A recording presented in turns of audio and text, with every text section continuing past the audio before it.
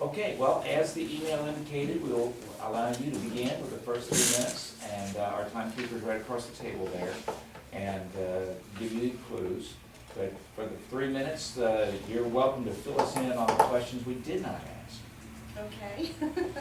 I'm going to kind of stay with my notes because if I don't, I'll run out of time. So my time, tell me when my time starts. Now, Okay. Well, I'm Linda Ellis, and I'm running for the State Board of Education, District 8, and I'm sure there are no questions about it. I prefer waiting till the question session so I don't use my time explaining the State Board if there's somebody who has questions about that. But I'm a native Texan. I grew up in the Volga community in Houston County outside of Lovelady, Texas. My parents were graduates of Texas public schools. My family actually moved to that area in 1856, soon after this first public education system was established in Texas. My parents were farmers, cotton farmers. I chopped cotton and picked cotton myself as a child, and I went to all 12 years at Lovelady ISD. Graduated with 22 in my graduating class, my parents, though, taught me the value of education and faith and family and hard work and persistence and integrity and all of those values, those values that I still hold today. I graduated from Lovelady ISD and Texas public universities. I have 4 children who graduated from Texas public schools and universities, and I have 14 grandchildren. 11 of those are currently in Texas public schools, and 3 will soon join them. So I have a vested interest in helping our public schools get better, and that's one reason I'm running, as you'll find out. I'm a strong proponent of public schools, and that's, of course, the position I'll hold on the State Board of Education. However, I respect the rights of parents to educate their children wherever they please, whether that be private schools or home schools or parochial schools or charter schools or public schools. It is your right as a parent, and I would always fight for that right. I've been an educator in Texas for 28 years with combined experience as a classroom teacher, a university professor, district program director, and a consultant working primarily in low-performing schools throughout the state. And I have 25 years of experience working with professional organizations at the local, state, and national level. What I learned from all of these experiences is the power of individualizing instruction for children, the power of reaching and teaching each child. And had we received the support from Austin 17 years ago to continue that, I would not have had a need to run for public office. But what I saw happening 17 years ago is happening today is that politicians have usurped the powers of the local school districts and taken a lot of those powers onto themselves at the state and now the federal level. And so when I became a governmental relations chair 17 years ago for the professional organizations representing children and literacy educators in the state, I started going to Austin providing testimony, attempting to have an input, and that testimony fell on deaf ears. And that's when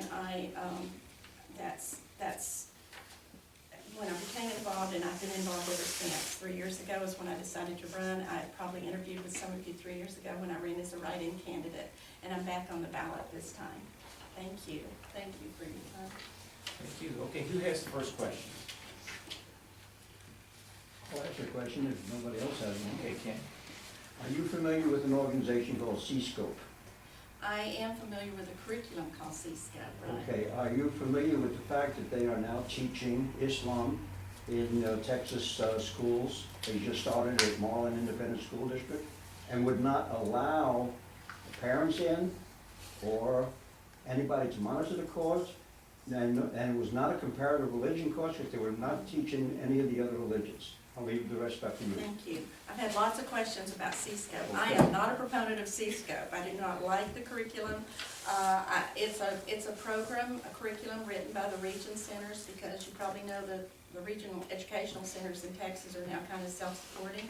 And so they wrote that program collaboratively to make money. And I know there are reasons for keeping it private because it's a money-making, if they released it, they wouldn't be able to make money off of it. However, I do not believe that there should be anything taught in schools that parents do not have access to.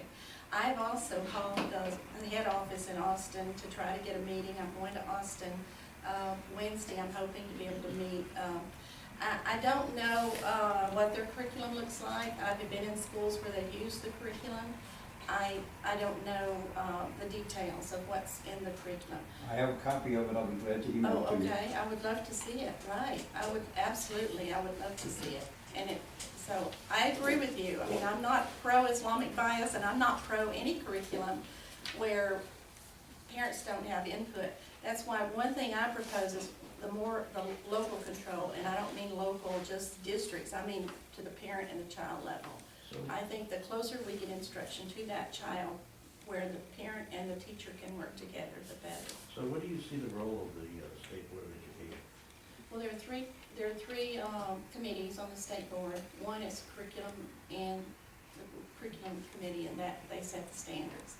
And of course, they adopt textbooks. And then there's the permanent school fund committee. They oversee the permanent school fund finance committee. And then there's the school initiatives committee that oversees the adoption of charter schools in the state. All of that's kind of changed over the years. So when the state board was first initiated, we didn't have state standards. We didn't have state tests. And so the roles have kind of shifted. And I think we have a real problem now, and this is what the problem I've seen, is that we have people who get into those positions and they take too much of that power into themselves. I don't think it's the role of a member on that state board to write curriculum. But you're applauding what happened with at the end of the last session when they basically emasculated the State Board of Education's power to write textbooks and to authorize textbooks and any supervisory role at all over what happens in the Texas schools. They can still, the state board can still recommend textbooks. They have a recommended list. It's up to your local districts as to whether they purchase off of that recommended list or if they make their own decisions. To me, as a parent, as a grandparent, as a community member, that's what I would want. I wouldn't want somebody in Austin, Texas or Washington, D.C. writing curriculum for me and for my child. I would want to have input there myself. And so, to me, the more local we can get that, if you can sit down, if you elect your school board members and you have a say in whether that person gets reelected or not. First of all, you go to that child's teacher. If you have a problem with C-SCOPE, you go to the child's teacher. And I don't know where this has happened, if that parents didn't get access to that, but if they go to the parent's teacher and that doesn't work, then you go to the principal, then you go to the superintendent, you go to the school board. If that doesn't work, you get rid of your school board member. And so to me, local control is always best, rather than somebody in Austin having that control. You know, right now the Republicans control the State Board of Education, which is a good thing. But what if that weren't the case anymore, and we had people on that board writing curriculum for us and you know, choosing textbooks, and we don't agree with what the decisions they're making. So, anyway. So you talk about local control, but how do you get local control when the state is dumping millions of dollars into these school districts every year? I mean, if the state gives money, they're gonna control the money they get. You agree or disagree? Well, I agree that now there's gonna be accountability. I mean, I don't know that I agree with that. No, my question because- is, how do you have the local control when you have centralized money? They don't go hand in hand, they're opposite. You mean, are you talking about before, like Senate Bill 6, where the state controlled the money for the textbooks out of the permanent school fund, but now that money goes to the local district? I think still, you have, I mean, I'm going back to the days when I started teaching in 1983. I taught in Lovelady, Texas. We had total control of, the problem I think is more with the federal money coming in than the state money. Because as a teacher, I felt totally in control of what I did in my classroom. Okay, so you're comfortable with state control, is not federal control. What's that? So you just said you're comfortable with state control, not federal control. Are you talking about, I'm not comfortable with the state controlling what I do in the classroom or controlling what the local district does, Okay. but overseeing the funds, overseeing, now we have standards, overseeing textbooks, the textbook adoption, because that's what they're elected for. It was never a requirement for state board members to be educators. They're supposed to oversee, and we're supposed to have Texas essential knowledge and skills. That means just the essential standards, but these have become volumes, and it is controlled. I mean, kids can't even read and write anymore if they follow that state curriculum. It is so isolated with, you know, with just isolated skills. There's no time for real reading and writing anymore. I am totally opposed to federal control. I would do away with the Department of Education if I could do that, because I've seen nothing but damage come through federal dollars that have come into our schools. And I'm a consultant now in low-performing schools that are low-performing because of their AYP scores, which is the federal scores. And, you know, by 2014, every school in this state will be in trouble with the federal government. And we're very close to having a national curriculum, and I am totally opposed to that, and I will fight it forever. Okay, who else has a question? Would you mind defining more precisely what you mean by isolated controls? Isolated control, What you just said. isolated skills, or no? When you said that they were doing the children a disservice because of all this isolated control. Oh, because of the control of the curriculum. Yes, I'd like you to define that a little bit more fully. Okay. Well, because the state standards are supposed to be, you know, as I said, and when I started teaching, we had no state standards. We were in charge of our own classrooms. The state standards are supposed to be very minimal. It's what children should know and be able to do when they finish a course. And they've become too thick, they've become more like curriculum guides, so they're volumes now. And so if a teacher follows that curriculum, I call it curriculum, not standards, there is no real time left for actual reading and writing. And I'm a literacy person, so my background is, you know, is reading and writing, and language arts is what I spent my 28 years helping struggling readers and writers. So then do you want So I see emphasis great on damage speed being and done. accuracy and memorization and things like that are really valuable to education? Memorization? Memorization in math.